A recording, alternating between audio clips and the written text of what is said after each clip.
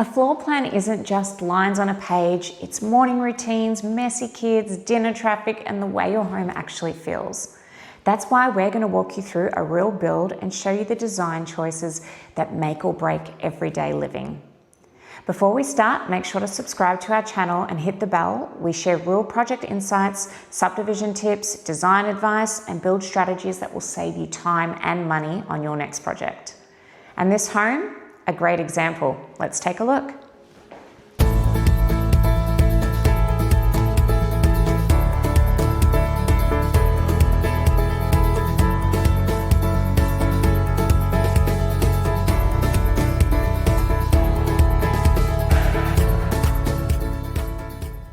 So let's start with windows, locations, placements, sizes. In the living space, we must take into consideration the north facing as well as west east. So we want to be in a position where we maximize the natural light from north coming in as well as west.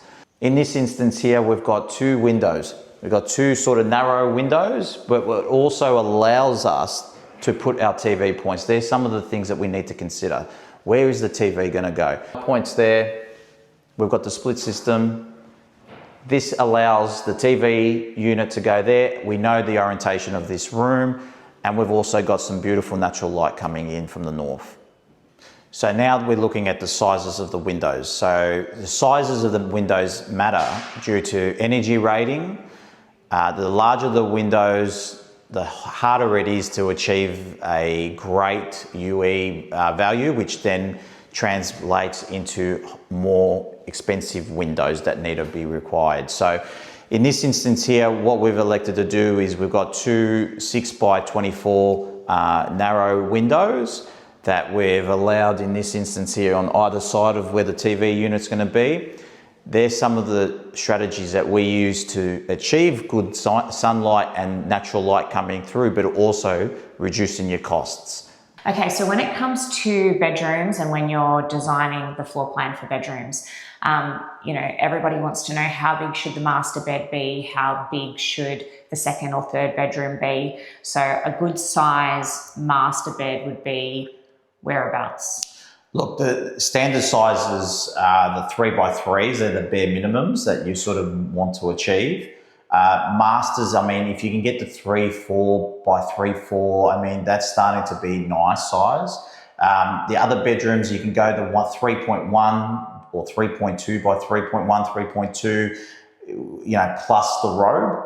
You don't want the robe included in those 3.1 or 3.2 measurements. So you need that just for your bed, side tables, and moving around. So you've got that 3.1 meters by 3.2 meters as a bare minimum, you would say, or standard size bedroom, plus your robe, which is, 500 to 600 deep, right? Which usually, or is most practically put next to the door, the entry door. And then the master, as you said, was that obviously slightly larger, up to 3. Look, minimum starting at 3.2, 3.3. There's a lot of townhouses developments where you'll get bedrooms that are say 2.9 by 3. They're very small.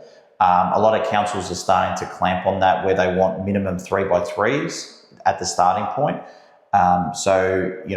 It depends on what your use is, but if you're trying to cram them in, you've got to try and get at least a 3x3s. If you have the ability to make them larger, then absolutely. I mean, someone walking, if you're selling a property and someone walks into a bedroom, they can get, even if you've staged it well, they'll get the sense of, oh, this is really small, or this is a good size.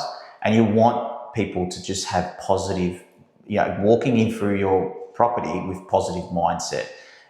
Because if someone says something negative, they're just going to always focus on negatives about a property. And bedrooms are sort of one of those things where developers sacrifice because they want that extra bedroom, but they don't sort of cater for the buyer's needs. We're needing to be practical here. It's not about cramming so many bedrooms in, especially if you don't have the living space to support it. It's more about providing good size bedrooms so that when it comes to sale time, you've got that upper hand. And you can also provide a wow factor in the master bedroom, which is where, the master bedroom is going to be most often for the owner. So you want to make sure that you give the owner or the buyer that wow factor when they walk in, and that includes a walk-in robe if you can get one in. So a standard built-in robe is fine for most bedrooms in the house, but the master bedroom, you want to try and get a walk-in robe and an ensuite so that you do provide that wow factor for the person who's actually going to buy the home. Yeah.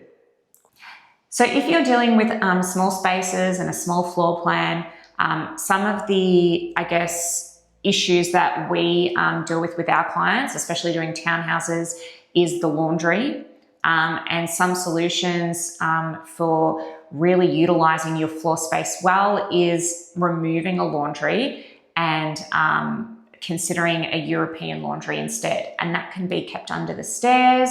It can be part of a kitchen. It really depends on the layout. But the most important thing is that you're getting extra large living spaces, good sized bathrooms. So sometimes, and only sometimes, you do have to give up that big laundry space. If you do a laundry underneath the stairs or a toilet under the stairs, just be mindful that there are some regulations that are minimum heights that you're going to achieve. So just be mindful of those. Another thing under the stairs is, storage. Storage is, has to be considered. So a linen cupboard is important. That has to go somewhere. So if you do have a laundry, you could put your linen cupboard in there. If you are using a European laundry, it's definitely recommended to put a linen cupboard somewhere else in the house. They're only 500 deep. You can, when you're designing, eat into a bedroom a little bit, but it is important that you do put a linen cupboard. And then also you have to consider things like a broom closet, somewhere to store the vacuum. So all of that has to get taken into account, because when buyers are coming through the home, they are looking and wondering, where is all this stuff going to go? Yeah. And everybody has a vacuum cleaner, everybody has luggage, everybody has linen. So you have to think about those things, because you need to provide a practical home that people eventually want to buy. And developers, as a developer, people tend to forget those because they're not important. They think, bedrooms and more bedrooms and all the above, right? Because that's what the return is for them. But they also forget small things like Beck mentioned, storage. Storage is critical. So definitely have that in your consideration when you're looking at doing a design. This is just one of many projects where we combine smart design with practical building know-how. At iSubdivide, we're your full service team. Design, permits, and build all under one roof.